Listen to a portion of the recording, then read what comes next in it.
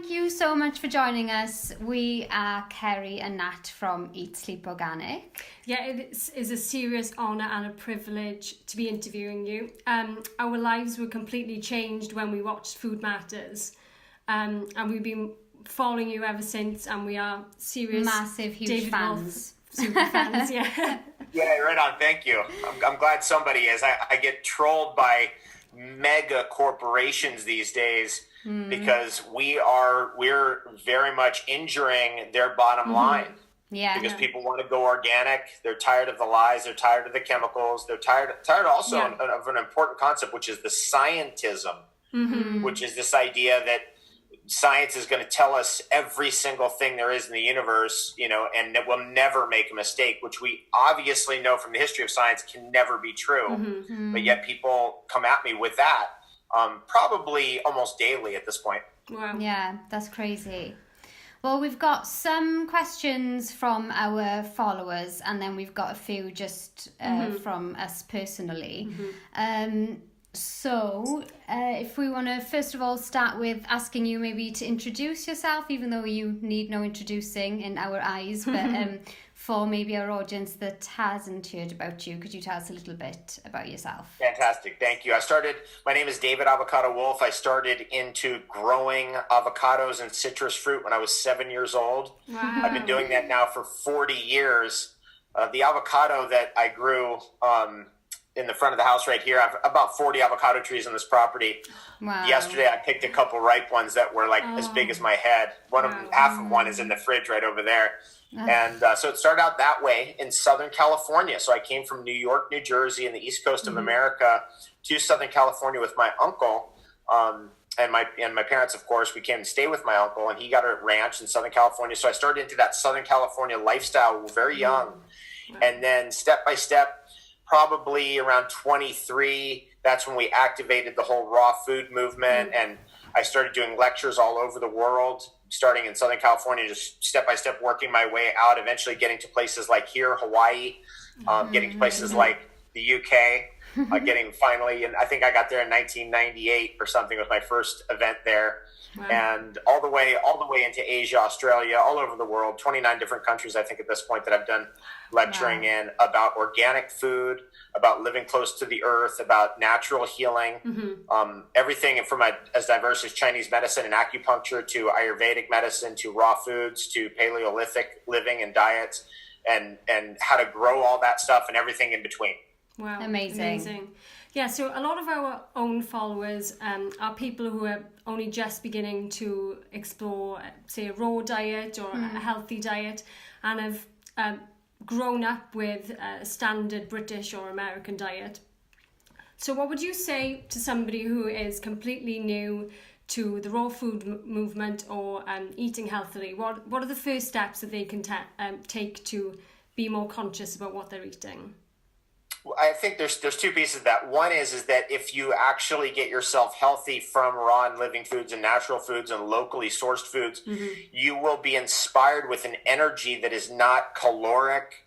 So it doesn't come from calories. It's not an energy that comes from protein. It's not a sugar energy. It's the energy that comes from raw and living foods. It's an energy that you observe in animals, like in my other place in Ontario, Canada.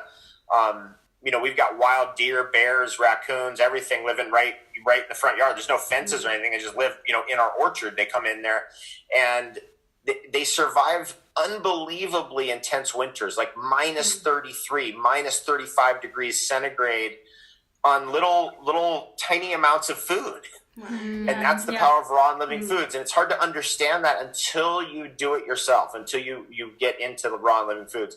The other piece of it is starting to grow your own food. And it can start out with something very simple, like, making a kombucha in your closet. It can start out something very simple as sprouting your own sprouts and getting that going. It can be something as simple as renegade and guerrilla planting like I used to do, which is renegade planting fruit trees all over Southern California, which eventually led to 1 million trees being planted by my Fruit Tree Planting Foundation organization in Hawaii, where we've planted up over 1 million fruit and edible trees and medicinal trees on the island of Hawaii and around the world too. but in particular localized there. So, but it starts out with this, this connection to nature, because both of those things, the fresh energy of fresh food plus growing your own food, is a reconnection to nature. Amazing. Yeah, we couldn't agree more. Yeah. So you're so well known for your work exploring longevity. What, in your opinion, is the number one food to enhance longevity? That's such a great question. The number one food to enhance longevity is no food. That's the thing. I just did a 40-day liquid diet with water fasting involved, and gradually start out with just getting on the liquids, and then gradually you work your way off the calories.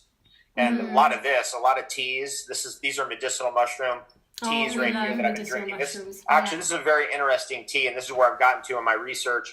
I was just on the Big Island of Hawaii, and the lava came through 3.5 years ago, and literally mowed down an old growth forest right around my friend's place. I mean, you literally walk out of the jungle from her place into a lava field. The trees are all broken down like matchsticks. These are giant trees. These are trees that were, in some cases, 600 years old. And they're growing mushrooms out of them right off that lava field. So the matchstick giant old tree is sitting on that lava field with mushrooms coming out of it. The mushrooms are breathing in that mana, as we like to say in Hawaii, off that lava field. And guess where it ends up? It ends up in the mushroom, and then it ends up in this tea right here. Amazing. Wow. That's kind of, that's the level of thinking that goes into what I'm doing every day. And that's a very important thing, is just having more consideration and self-love, so that you're only putting things in your body that are related to your happiness and your upliftment and your longevity. Amazing. Well, we both have your book here. We absolutely love for all our readers who haven't read this, Eating for Beauty, and we've just heard about the new book you're bringing out. Is it called the Beauty Diet book? The Beauty Diet book is coming out. Could you tell us a bit about it? The Beauty Diet book is everything I learned from writing Eating for Beauty. And where I am, literally, it's getting close to 20 years later. Wow, when I thought up the idea of writing the book Eating for Beauty, I was in Sweden. I was in Stockholm, I think it was the year 2000. So it's been quite a few years, 18 years. And in this particular case, I really wanted to just leave Eating for Beauty alone and do something completely different, which is what this book is. It's very different from Eating for Beauty. It's kind of up to date. It's got the super herbs in it. It's got the super foods in it. Yes, of course. It's got the diet strategies, of course, but it goes beyond that into infrared saunas and hot cold technology. Nice. It goes into the hormones and what I've learned about hormones, and how the sex hormones are actually health hormones. And for women, if your progesterone drops, that's when you get into trouble. In fact, when your progesterone drops and your estrogen drops even faster after menopause, that's when you have a hot flash. And this is just a very important, basic information. A lot of it, I think, started for me. I decided about 10 years ago I wanted to master the subject of hormones. And then in this book, I've distilled that down to the simplest possible understanding. So that's in there. And then a lot of the lectures that I gave on beauty over the years that never made it into Eating for Beauty, we transcribed them and then put them into this book, and then I rewrote them all. So this book was actually an interesting book because most of it came from lectures that I had given and then was rewritten into that book, basically transcribed and then put into the book, because I basically was like, I don't have time to actually sit down and write this thing, but I do have voluminous amounts of lectures on beauty and health. And so we took that material and we converted it over. Also, we got into the trouble and problems that have come up, that have arisen in the last 20 years, like GMO food, how dangerous it is, genetically modified sugar, which one of the worst thing for your longevity and beauty, without a doubt, is GMO high fructose corn syrup and GMO sugar. So when's it coming out, and where can people purchase it in the UK? Great, you can. Well, okay, I should give you guys this link. If it's www.specials.davidwolfe, DAVIDWOLFE.com/beauty diet book. And anybody who gets the book on Amazon or Books A Million or Barnes and Noble or whatever the retailers are there in the UK or anywhere around the world, if you go to that website and leave your email, your name, the place where you bought it, and the order number, we're going to give you, I will match the book buy, and I'll give you 10 free gifts via email. So we're going to send you like a digital book on sea salt that I did. I'm going to send you recipes on beauty that didn't make it into the book that I have. My friend Jason Rebell's offered a whole bunch of his recipes. So 10 of those things. Yeah, we're actually seeing him. We're going to the Expo West in a couple of weeks' time. So yeah, we're meeting up with Jason there. Yeah. He's great. Oh, great. Okay. Yeah. So anyway, the book is available for pre-order and actually comes out April 3rd, 2018. Amazing. Great. Brilliant. Thank you. So we have to talk about your chocolate company, Sacred Chocolate, which we are so lucky to be affiliated with. Could you tell us some of the beautifying and health benefits of Sacred Chocolate? Sacred Chocolate is probably, as far as I know, is the only raw stone ground bean to bar operation in the United States. Mm-hmm. Everything is made from bean to bar. In fact, a lot of the chocolate that goes into Sacred Chocolate is grown right here on this farm. So Amazing. It's right out there right now. And I'm going to be doing a show later on today about how we process chocolate in our own facility right here in Hawaii. And I'm the only chocolatier in the world that goes from soil to bar. Wow. Only. Yeah, no, there isn't a single chocolatier who has the experience that I have of growing the chocolate, plus making the chocolate, plus preparing it. Mm-hmm. All pieces of the puzzle I've had my hands in. And I just planted 3 cacaos this week, 4 last week, and then 1 cupuaçu. We would love to see it. We call it the Theobroma grandiflorum. Wow. And it's what a great plant that is. But it's mostly used for the pulp around the beans. But the beans are pretty good too. Yeah. We have to say it's one of the best tasting chocolate we've ever had. And we're not just saying that to you. It is. Right on. Yay. Thank you. So amazing. And a lot of that has to do with Steve Adler, who's my business partner on the whole project. He's an incredible chocolatier. He set out years ago to develop the world's greatest raw chocolate. In my opinion, we got that. We hit succeeded. That. People taste it and they immediately go, "This is the best chocolate I've ever had. I've never had anything like this. I've never had a creaminess like this." And the reason why that is because we use stone and we do it the old-fashioned way, slow, long. Mm-hmm. And when you grind on stone, you're going to get a much creamier flavor. Right. It's just going to have a more gourmet quality. It's just how it is. It is. It's beautiful. Yeah. One of our other favourite books of yours, we also have in here, The Chaga, King of the Mushrooms. Fantastic. Yeah. There's Shaka in here too. Oh, lovely. Oh, amazing. So, can you explain to our audience what Chaga is and why you decided to dedicate a book solely to Chaga? It's one of those projects that just kept getting thrown back at me. I was trying to give that project to other people. Here, you write the book on it. You write the book on it. Hey, you do it. And no one did. So I was like, you know what? I'm going to do it because I just started writing it. It was like, I'll take this piece, put that piece. Next thing I know, I was into writing this book. Chaga is a medicinal mushroom that grows primarily on birch trees or birch family trees. So things in the birch family. And it's a fungi that actually produces a herniated mycelium as the part that you consume, which is completely different from most other mushrooms that we eat. Whenever we think of a mushroom, we think of this thing popping out like a little umbrella on it. That's the reproductive organ of the mushroom. That isn't its mycelium. Its mycelium is the white stuff you see in the wood or in the ground. That's the actual body of the mushroom. So Chaga is very weird in the sense that it pops out of a tree, but it's not the fruiting body that's popping out, the reproductive organ. It's actually a herniated mycelium. So you're actually getting the body of the medicinal mushroom. And you break that off a birch tree. I recommend doing that in the spring and summer or autumn, early autumn, before it freezes, because the Chaga will freeze onto that tree. And if you take a chainsaw onto that Chaga, it could kill the tree. But in the summer, you can take it off relatively easy without damaging the tree. And then you dry that in the sun. So it's a big black mass with orange and brown on the inside, and you dry that in the sun, and then it can sit in a bowl for years, literally, if you wanted to, in your kitchen. And then you can put that. You take pieces. I use a mortar and pestle. I break pieces off. You can take a hammer and a towel and break pieces off that way, and then or buy them already as small chunks. And then you throw that in your tea. and it's just delicious. But its history is massive. I mean, it goes back over 2,000 years in the Shenang herbal book, the oldest herbal book in the history of humankind from China. It's listed in that book. It has been considered a rival and basically the king, as opposed to reishi, the queen, of the great medicinal mushrooms in the world. It's the rival. It's either the king, and then you got reishi, the queen, and those two is basically all you really need if you really want to get down to the brass tacks. That's it.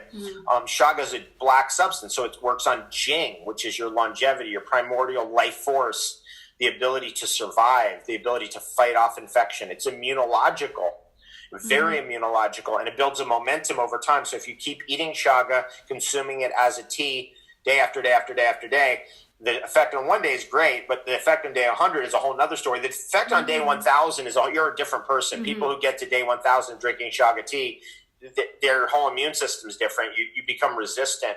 In the Western world, we are extremely susceptible to colds, flus, coughs, and fevers. Whereas I am not. I was in a house. I was holed up for 5 weeks with my band. Both of them were sick as you couldn't believe how much stuff was coming out, phlegm, everything. I was in situations, people coughing all over me, airplane flights, the whole thing.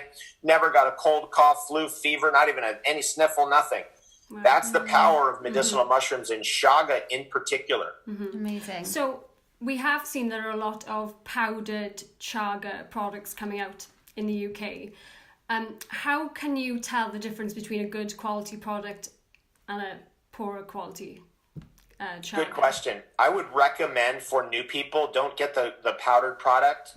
Get the actual chunks. Right. They'll be chunk size, a little bit bigger than your thumb maybe, or something, or maybe 2 thumbs in size. That way you know you have the real thing. Yeah. If somebody is taking the real thing, like the real mushroom, crushing it to a powder and then eating it, that's good for you, but you're only getting one pass on the mushroom. Yeah. The mushroom consists mostly of chitin, which is essentially a type of fiber, and you don't absorb much on just one pass. That's why you put it in a tea and you keep making tea out of it, so you get more out of it. And by the way, Chaga is not a tea bag. You can get 30 teas out of a chunk of Chaga, not 1 or 2 or 3. Yeah. So don't throw it away. And by the way, even when you're done making tea out of it after 30 passes and the color stops coming out, even then you don't throw it away. You take it, dry it in the sun again, in the sun, not in an oven, because Chaga is extremely flammable. It was used to control fire for over 50,000 years, as far as we understand our history, but at least 10,000 years by humankind, because it's so flammable. It can be ignited very easily. So it was part of how we controlled fire. So don't use an oven, use the sun. And then you fish it out of your tea, put it into an area like a windowsill where it can dry out in the sun, just on a plate. And then once it's dry, you throw it into vodka. Wow. We actually have some here. The other part of the medicine that's in it, the lanostane triterpenes, which are, the triterpenes are more the bitter elements, and they're very anti-tumor, antiviral, and anti-metastatic. So the water-soluble fraction builds an immunological momentum. The alcohol-soluble fraction is immediate and fast-acting as an antiviral, anti-tumor, anti-metastatic. So both sides are recommended. Okay. Anyway, so I went off on a tangent there. No, it's amazing. What you want to do with these extracted products is really look at how they're making it, where they come from. Okay. And they can be coming from, for example, just powdered Chaga, which isn't ideal, but they could also be extracts. A friend of mine in Ontario, Canada, makes an extract where he cooks Chaga down and boils it, uses an old maple syrup maker, and he gets the Chaga down to a crystallized powder that's absolutely black. And by the way, if you do an extract product, it's got to be black. If it's not black, I'd question it. Or it could just be the other stuff that's just been powdered, which is not bad for you, but it's not going to give you the benefit that you want. But the powdered black extract, if it's from a reputable source, like my friend, or I have other friends in Alberta who also make it. Sure, that stuff's great too. Great, Amazing. Thank you. Such a good answer. Yeah. So charcoal has become really popular for its detoxifying benefits and is now readily available in the UK. But we have read conflicting information about when you should be taking charcoal and also whether it gets rid of everything in your body, the toxins and the good stuff as well. So great question. Yeah, what would you advise? Charcoal became repopularized in our culture, in Western culture, in the early 1960s, like 1962 or 63. And there was a medical research and scientific research led to charcoal being put in every hospital all over the world. And if you come in with acute poisoning, they're going to give you a drink of activated charcoal first thing. If it's more severe than the charcoal can handle, then they're going to pump your stomach. So that started in 1963 in the Western world. And then research in the 1960s was pretty voluminous in attempting to show, like, okay, does charcoal interfere with macronutrients, like absorption of protein, absorption of carbohydrates, absorption with fatty acids, absorption of the major minerals, calcium, magnesium, etc. There's no research that's been replicated since the mid-1960s indicating that charcoal interferes with macronutrients. Okay. So charcoal cannot cause nutrient deficiencies. Charcoal can neutralize secondary alkaloids of herbs and definitely neutralizes pharmaceuticals. Right. Okay. So, for example, let's say you took something that had a lot of, unique herbal medicine in it, schizandra berry, something like that has, or gynostemma tea. You can drink gynostemma tea with charcoal, but I bet you that most of the medicinal properties will be neutralized by the charcoal. Not all, but most. And that's where we are today. Is our understanding that if you're going to take, like I like to take medicine all day long, that's what the super herb idea is. So in the very first thing in the morning, I'll hit the charcoal before I have any food, anything, any tea or anything, and I'll get that into my system. I'll start with, if you're new to charcoal, 250 milligrams, 500 milligrams, that's enough. And then you work your way up to 1,000 milligrams. Maybe you go to 1,500 milligrams or 2,000 milligrams. Eventually, you can get to, the mega dosing, which is when you get to 10,000 milligrams, which I was doing when I was doing that long cleanse. That was just awesome. It's just amazing how you feel when you got that going on. Because the charcoal acts as an extra kidney or an extra liver. It's an extra filter that helps to filter out metabolic toxins primarily. I mean, yes, definitely environmental toxins.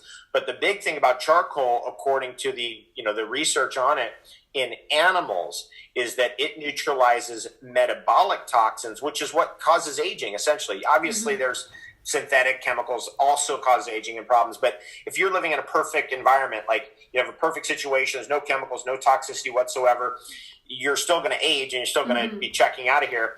Can we extend life? Well, the research on charcoal indicates that it's the best thing ever discovered to extend life. And that's something everybody should be aware of and was never told to us by our scientism masters, right? They want to sell you the drugs. They want to sell you the hospitals and the pharmaceuticals and all this other stuff. And it's like, hey, how about we go back to what science has proven repeatedly over and over again, that charcoal extends life in animals. It is, in fact, by far the world record holder in extending life in animals. I went back and I researched again. I just want to get the numbers correct in my head, how long it can extend the lifespan of mice. You see numbers 20%, 22%, 24%, 30%, 33%, 34%, 43%, 47% increase in lifespan. There's nothing close to that. I defy anybody to go out there and find anything that can extend life like that. There's nothing even in the range of that. Not stem cell treatments, nothing. And when I say, like 47%, what I mean by that is, let's say a natural human, natural environment lives 100 years. 47% increase of lifespan means 147 years of lifespan. Wow. And notably, charcoal is a black substance, just on the ancient Taoist principle of black substances increasing longevity. So how long, is there a certain amount of time that you would recommend to having your charcoal in the morning and then waiting to eat? Waiting an hour. Okay. If it's first thing in the morning, you're on an empty stomach, you can wait an hour before you have food. If you're still, digesting food from the night before, charcoal will help. It'll get in there and neutralize if things are still bubbling. If you ever have digestive problems, little dose of charcoal is really the best way to deal with it right away. And then sometimes in the evening, I'll also do a pound down some charcoal, just like the last thing of the day. And Now, I tell you, you wake up in the morning clear. It does help you wake up clear. As we get older, I've been around the world here now 47 times here. So it's not like when you're 23. If you wake up and you're like, geez, I feel like, I got a little extra tiredness in my system. I got to get rid of that. Charcoal immediately gets rid of it. That's good news. Yeah, so we want to know when you're coming to the UK next. And I'm sure I've got to talk to our event coordinators over there. Wonderful people, by the way. The UK it's the best audience. It is. The UK is like, in America, we haven't been through like what happened in the world wars. That complete breakdown of society where, everyone's fighting for their lives and people are, being bombed out and all that. So, the UK is more philosophically advanced and less childish. In America, you get like childish trolling and, it's almost like, you're dealing with like a kindergarten situation. Whereas in the UK, not that I don't get trolling from the UK, but it's very small as compared to the US. And I noticed that. It's very interesting. Just there's greater maturity. And that's wonderful. That's great to hear. No, that's lovely. Yeah. Well, thank you so much for your time. We really appreciate it. Yeah, we've fantastic. Absolutely... Pleasure to talk to both of you. Yeah, it's been so thank great. You. You've been a wealth of knowledge as usual, and we can't wait to share everything that you've said with our readers, and we've learnt a lot as well. So we've also bought some of the Chaga at your event, and we bought some charcoal as well. Yeah. So now we've been seeing the benefits. That charcoal is made according to Rudolf Steiner's specifications. I'm a student of Rudolf Steiner, and there are some amazing students of Rudolf Steiner in the British Isles, and including, by the way, Prince Charles, who is a fan of Rudolf Steiner. And obviously Rudolf Steiner started the organic food movement, which back then is, and still today, is biodynamic. We're a biodynamic farm here, which is beyond organic, but definitely he was the first and longest lasting quality certification for growing food that there is with the biodynamic farming. So just wanted to put that in there. Yeah, so whilst you've mentioned biodynamic, could you explain to our readers the difference between organic and biodynamic? I would love to. It's a favorite subject, but not an easy answer. Organic food means you're not using chemicals and sprays on your food, and you're growing the food naturally. So no artificial fertilizers, no artificial sprays, no chemicals on your land.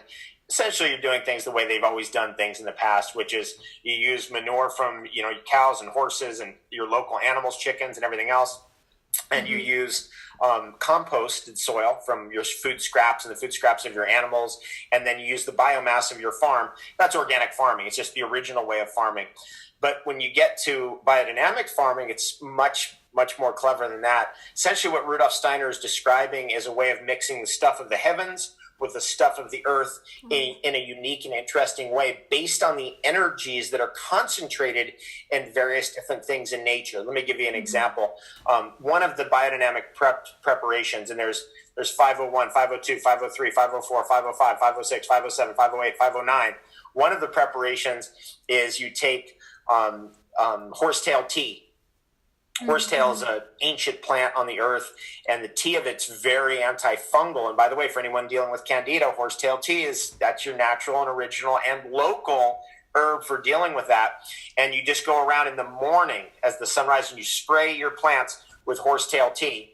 So, Rudolf Steiner was on to compost teas way before they figured all this stuff out at Harvard and in Washington State. And then in the evening, you do the same. And then he also figured out that you could take the manure of a lactating cow. This is Biodynamic Prep 501. And you take the manure of a lactating cow, you put it in a horn of a cow's horn. So on your farm, you collect horns from the animals that have been slaughtered or the animals that died on the farm or whatever. And you collect those horns and you keep them and you put the manure into the horn, and then you bury, say, 300 horns or 100 horns or whatever you got, 20, 50, whatever it is, in the earth in the autumn through the winter. Then you dig them back up and they have concentrated telluric or earth energy forces, elemental forces from the earth. And you take that out of the horn, and from that you would put that into a big barrel of, say, spring water, and you turn it one way for a minute, then the other way for a minute. While you're going counterclockwise, you go up and sound like, whoa, and you sing into the water. Wow. And then when you're going clockwise, you go down, whoa, you go down in sound, you sing into the water, and you do that for an hour. Wow. Then you take that water and you spray that, and you can take a paintbrush and just fling that all over your plants in the morning or in the evening. And that concentrates the telluric forces, or the earth forces, in the plants. Now, I'm going to leave, that's just an introduction. My recommended breeding on this that's understandable, because Rudolf Steiner sometimes is not understandable, is Bird and Tompkins' book, Secrets of the Soil. Okay. They wrote Secret Life of Plants, which you may remember. Mm-hmm. And their book, Secrets of the Soil, is a breakthrough in helping us to understand Rudolf Steiner's biodynamic farming. Now take that 501 prep and the horsetail, and then add like 7 more, and that's what you're dealing with biodynamic farming. And we plant everything here is done on this farm is done biodynamically. So we're now actually, our cacao is certified, or a lot of the cacao that's going into Sacred Chocolate is certified biodynamic and certified organic. Wow, that's amazing. Sorry, I thought I'd throw in a last question for you. Yeah, so, well, I'm speechless. Thank you so much. Honestly, we really appreciate that you've done this for us and answered all our questions. And we can't wait to put it out there on our site, which is Eat Sleep Organic. EatSleepOrganic.com or .co.uk. .com. .com. Okay, cool. So if you fantastic, let me know and I'll retweet it. Oh, that'd be amazing. Thank you. That'd be Thank you so much. Send me the link. Well, we hope you have the best day ever. Yeah. Thank you. It's shaping up to be a good day. I've got all my work mostly done for the day. Now I can get ahead. So I'm very excited about today. Oh, great. Amazing. Thank you so much. And we hope to see you again soon. Yeah, okay, bye. Cheers. Bye. Aloha.